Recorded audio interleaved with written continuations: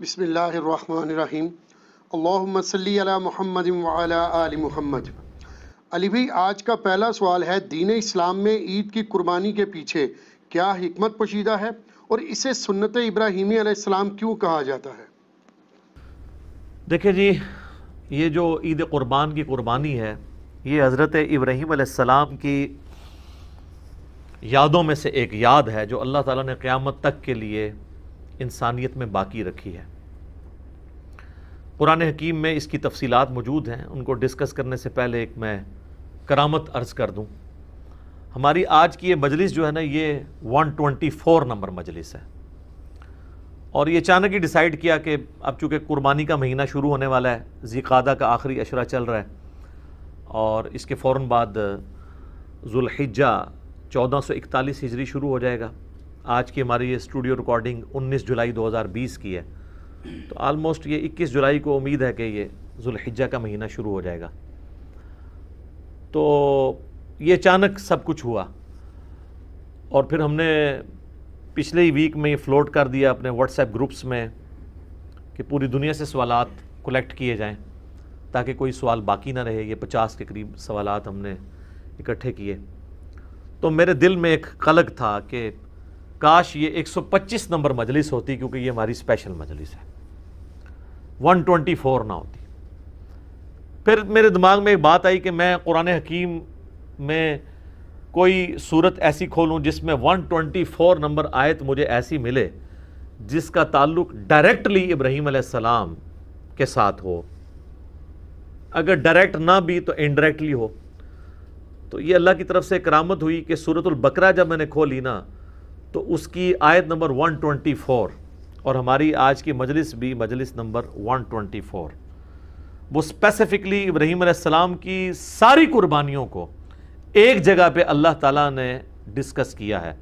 سورۃ البقرہ آیت نمبر 124، اعوذ باللہ من الشیطان الرجیم، بسم اللہ الرحمن الرحیم۔ وَإِذِ ابْتَلَىٰ إِبْرَاهِيمَ رَبُّهُ بِكَلِمَاتٍ فَأَتَمَّهُنَّ، اور جب جب آزمایا ابراہیم کو اس کے رب نے جن جن باتوں میں، فَأَتَمَّهُنَّ، وہ تمام باتوں میں پورا اترے۔ ابراہیم علیہ السلام کی اللہ تعالیٰ ہمارا جب بھی آزمائش کی گئی، وہ آزمائش میں 100/100 نمبر لے کے کامیاب ہوئے۔ قال انی جاعلک للناس اماما، یہ اسی آیت میں ہے۔ تو ہم نے بھی پھر کہا کہ ابراہیم، ہم تمہیں پوری انسانیت کا امام بنائیں گے۔ قال ومن ذریتی، تو انہوں نے عرض کیا، اے اللہ میری اولاد کا کیا بنے گا؟ قال لا ینال عہد الظالمین، اللہ نے فرمایا تمہاری اولاد میں جو ظالم لوگ ہیں نا، ان تک میرا یہ وعدہ نہیں پہنچے گا۔ یعنی اس میں امپلائڈ ہے کہ جو ظالم نہیں ہوں گے ان تک وعدہ پہنچے گا۔ بنی اسرائیل میں پہنچا ہے، انی فضلتکم علی العالمین، اور اس کے بعد بنو اسماعیل میں ہمارے محبوب صلی اللہ علیہ وآلہ وسلم آئے، اور یہ سارا معاملہ آگے سے چلا۔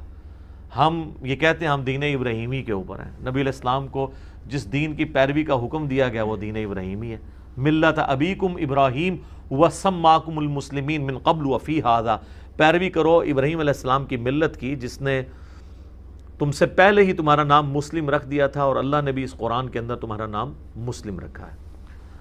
تو ابراہیم علیہ السلام کی زندگی قربانیوں سے پر ہے، اس میں کئی ایک واقعات ہیں جو ہماری اس شریعت کا حصہ ہیں، مختلف عبادات کی رسومات کے طور پہ۔ انہی میں سے ایک عبادت جو ہے وہ حج کی عبادت بھی ہے، اور اس میں اللہ تعالیٰ نے قربانی کی سنت کو قیامت تک کے لیے باقی رکھا۔ اسپیسیفکلی تو یہ حج والوں سے ریلیٹڈ ہے۔ اب جو لوگ حج کے لیے نہیں جا سکتے، صاحب استطاعت نہیں، تو ان کے لیے پوری دنیا میں سنت ابراہیمی کو جاری کر دیا گیا عید قربان کی قربانی کی صورت میں۔ تو اس کے پیچھے جو اللہ تعالیٰ نے ایک ظاہری سبب بنایا حضرت ابراہیم علیہ السلام کی قربانی کا، اس کا ذکر سورہ الصافات کی آیت نمبر 100 سے آنورڈ موجود ہے۔ پارہ نمبر 23 کے اندر ابراہیم علیہ السلام کے اس واقعے کا ذکر ہے جس کی وجہ سے یہ سنت باقی رکھی گئی، اس میں اس کا ذکر بھی آ جائے گا۔ ابراہیم علیہ السلام کے بارے میں اللہ تعالیٰ فرماتا ہے کہ جب وہ اپنی قوم کو چھوڑ کے اتنی قربانیوں کے ساتھ نکلے، ہجرت انہوں نے اختیار کی، تو انہوں نے اللہ کے حضور دعا کی، ربی حب لی من الصالحین، اے میرے رب مجھے صالحین میں سے اولاد عطا فرما۔ 87 ایئرز ایج ہو چکی ہے ابراہیم علیہ السلام کی، بے اولاد ہیں، 87 سال عمر، بیوی بھی بڑھیا ہو چکی ہے، 80 پلس ہے۔ اب وہ اللہ سے دعا کر رہے ہیں اللہ مجھے اولاد دے۔ 87 سال کی عمر میں ان کو اولاد ملتی ہے، اور وہ بچہ جب 12 سال کا ہوتا ہے، چلنے پھرنے کے قابل ہوتا ہے ان کے ساتھ۔ ابراہیم علیہ السلام کے بڑھاپے کا سہارا، 99 ایئرز ان کی ایج ہو چکی ہے، اس وقت اللہ تعالیٰ کی طرف سے ایک حکم آ جاتا ہے انتہائی آزمائش والا۔ تو اللہ تعالیٰ ہمارا فبشرناہ بغلام حلیم، ہم نے انہیں ایک حلم والے بچے کی بشارت دی، بڑا صابر بچہ تھا۔ فلما بلغ معہ السعی، جب وہ ان کے ساتھ چلنے پھرنے کے قابل ہوا، یعنی 12 سال کی اس کی عمر ہوئی۔ اب یہ بچہ کون سا ہے اس میں اختلاف ہے، ایٹ لیسٹ مسلمانوں میں اہل سنت اور اہل تشیع تو اس پہ متفق ہیں آلموسٹ آج کی ڈیٹ میں، کہ یہ حضرت اسماعیل علیہ السلام ہے، جن کی نسل سے ہمارے محبوب صلی اللہ علیہ وآلہ وسلم پیدا ہوئے۔ لیکن اہل سنت میں ہی ایسے ائمہ ہیں جو یہ مانتے ہیں کہ اس سے مراد حضرت اسحاق ہیں، اور یہودیوں کا بھی یہ موقف ہے۔ بلکہ المستدرک الحاکم میں آپ کو کئی ایک روایتیں بھی ایسی ملیں گی، اگرچہ ان کی سند صحیح نہیں ہے لیکن اہل سنت کی کتابوں میں تو موجود ہے۔ اور اس سے بھی بڑھ کر امام طبری، ابن جریر طبری، جو اہل سنت کے پہلے مفسر ہیں، پہلے 300 سال کے مسلمانوں میں آتے ہیں، انہوں نے جو تفسیر ابن جریر جسے طبری کی تفسیر کہا جاتا ہے، اس میں انہی آیات کے کانٹیکسٹ میں وہ تو وثوق کے ساتھ کہتے ہیں کہ ذبیح اللہ جو ہے حضرت اسحاق ہے۔ اس حوالے سے سب سے جو انٹلیکچول بحث ہے وہ آپ کو تفہیم القرآن میں ملے گی۔ مولانا مودودی نے قرآن حکیم کی آیات سے ڈائریکٹلی تو ظاہر ثابت نہیں ہوتا، انڈائریکٹلی قرائن کے ذریعے ثابت کیا ہے کہ موسٹ پروبیبل ذبیح اللہ جو ہیں حضرت اسماعیل علیہ السلام ہے۔ اس کے باوجود ہمارے اسلاف میں بعض لوگ حضرت اسحاق کو ذبیح اللہ مانتے ہیں، جس طرح کہ یہودیوں میں۔ اس سے کوئی فرق نہیں پڑتا، کیونکہ اس میں اصل میں بتایا جا رہا ہے کہ یہ ابراہیم کی قربانی ہے، چاہے ان کا وہ بیٹا اسحاق تھا، اسماعیل تھا، اس سے کوئی فرق نہیں پڑتا۔ اصل ابراہیم کے لیے امتحان تھا، اسی پہ ایمفسائز کیا گیا۔ تو اللہ تو ہمارا جب چلنے پھرنے کے قابل ہوا، قال یا بنیا، تو ابراہیم علیہ السلام نے کہا اے میرے بچے، انی ارا فی المنام، میں نے خواب میں دیکھا ہے۔ یاد رکھیے گا نبیوں کا خواب وحی الہی ہوتا ہے، بخاری مسلم دونوں میں حدیث ہے کہ نبوت کا 46واں حصہ ہے خواب، انبیاء کے خواب میں شیطانوں کو دخل نہیں ہے۔ انی اذبحک فانظر ماذا تری، میں یہ دیکھ رہا ہوں کہ میں تمہیں خواب میں نے دیکھا کہ میں تمہیں ذبح کر رہا ہوں، تو بتاؤ تمہاری کیا رائے ہے۔ اب ظاہر ہے وہ بھی نبی کا بچہ تھا، اسے پتا تھا کہ جب نبی کو خواب دکھایا گیا تو اللہ تعالیٰ پریکٹیکلی یہ قربانی چاہ رہا ہے۔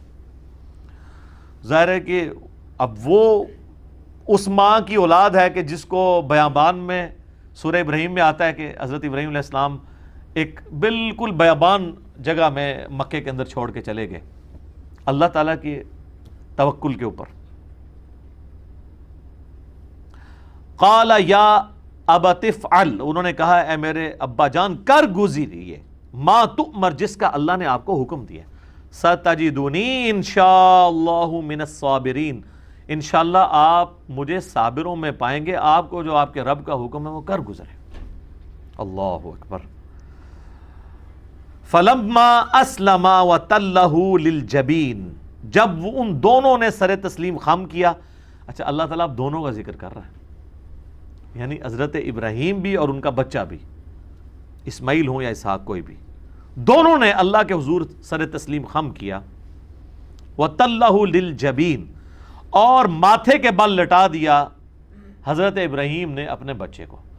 ماتھے کے بل اس لیے لٹایا کہ کہیں غلطی سے میری نظر بھی چہرے کی طرف نہ پڑے اور شفقت پدری جو ہے وہ کہیں پہ ٹریگر نہ کر جائے، تو میں دیکھوں بھی نہ۔ وَنَادَيْنَاهُ أَن يَا إِبْرَاهِيمُ، تو اللہ تعالیٰ فرماتا ہے عین اس موقع پہ جب وہ چھری چلانے لگے، ہم نے پکارا کہ اے ابراہیم قد صدقت الرؤیا، بے شک تو نے سچا کر دکھایا اپنا خواب۔ اِنَّا كَذَلِكَ نَجْزِي الْمُحْسِنِينَ، بے شک ہم اس طریقے سے ہی جزا دیا کرتے ہیں محسنین کو۔ یعنی حضرت ابراہیم نے تو اپنے بچے کی لائف اور اپنی وہ محبت سٹیک پہ لگا دی تھی، بس وہ آخری لمحہ تھا نا، ادھر تک اللہ تعالیٰ لے آیا ایج کے اوپر جا کے۔ ان ھذا لہو البلاء المبین، اللہ تعالیٰ فرما رہا ہے یہ بہت ہی بڑی آزمائش تھی جو ہم نے ابراہیم پہ ڈالی۔ یار جس کو اللہ کہہ رہا ہے کہ یہ بہت بڑی آزمائش تھی، وہ آزمائش کتنی بڑی ہے، اور اس میں حضرت ابراہیم کی کتنی تعریف بیان ہوئی ہے۔ اللہ اکبر۔ تو اللہ تعالیٰ فرما رہا ہے وَفَدَيْنَاهُ بِذِبْحٍ عَظِيمٍ، تو ہم نے اس سے فدیہ، اس کی جگہ ایک بہت بڑی عظیم قربانی کا بنا دیا، یعنی وہ آسمان سے اللہ کی طرف سے ایک مینڈا نازل ہوا۔ وَتَرَكْنَا عَلَيْهِ فِي الْآخِرِينَ، اور ہم نے اس سنت کو باقی رکھا آنے والوں میں۔ سلام علی ابراہیم، سلامتی ہو ابراہیم کے اوپر۔ کذالک نجزی المحسنین، اسی طریقے سے ہم اپنے نیکوکار بندوں کو بدلہ دیا کرتے ہیں۔ انہ من عبادنا المؤمنین، بے شک وہ ہمارے عبادت گزار بندوں، خاص بندوں میں سے تھے۔ وبشرناہ باسحاق نبیا من الصالحین، اور ہم نے بشارت دی پھر انہیں اسحاق کی جو صالحین نبیوں میں سے تھا۔ اسی کے تحت یعنی مولانا مودودی کا موقف ہے، چونکہ حضرت اسحاق کا ذکر بعد میں آ رہا ہے تو اس سے یہی لگ رہا ہے کہ حضرت اسماعیل تھے اور حضرت اسحاق ان سے چھوٹے تھے۔ تو قرآن میں یعنی جو تورات میں حضرت اسحاق کو ذبیح اللہ کہا گیا ہے، لیکن چونکہ وہ ٹیمپرڈ فارم میں ہے، مہیمن اس پہ نگہبان تو یہ والی کتاب ہے، تو اس میں جو اشارہ ہے وہ حضرت اسماعیل کی طرف ہی ملتا ہے۔ تو اللہ تعالیٰ فرما رہا ہے کہ یہ جو ہم نے اس قربانی والی سنت کو آنے والوں میں باقی رکھا، حج کی شکل میں بھی باقی رکھا اور عید قربان کی شکل میں بھی باقی رکھا۔ اور سورۃ الحج میں اللہ تعالیٰ نے حج کی قربانی کا ذکر کیا ہے، اور اس قربانی کو شاعر اللہ تعالیٰ نے ڈکلیئر کیا ہے۔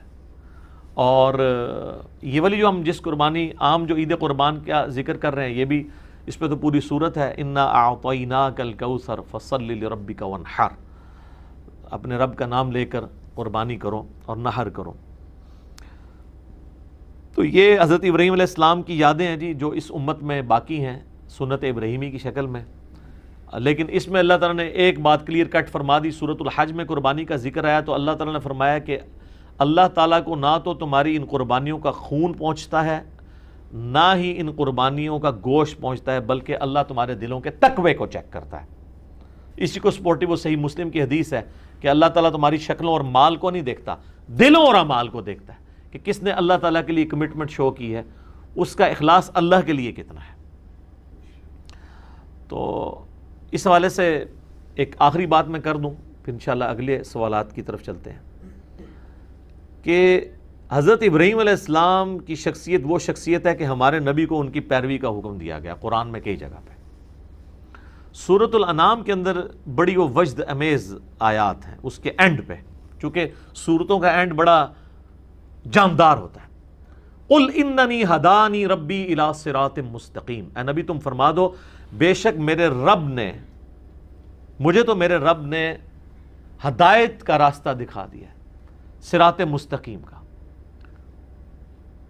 دین القیم ملت ابراہیم حنیفہ، یہ دین وہ ہے جس کی طرف اللہ نے میری رہنمائی کی ہے، جو کھڑا ہے ابراہیم کی ملت پہ، جو حنیفہ تھے، سب سے ٹوٹ کے ایک اللہ کے ہو جانے والے، وما کان من المشرکین، اور وہ مشرک نہیں تھے۔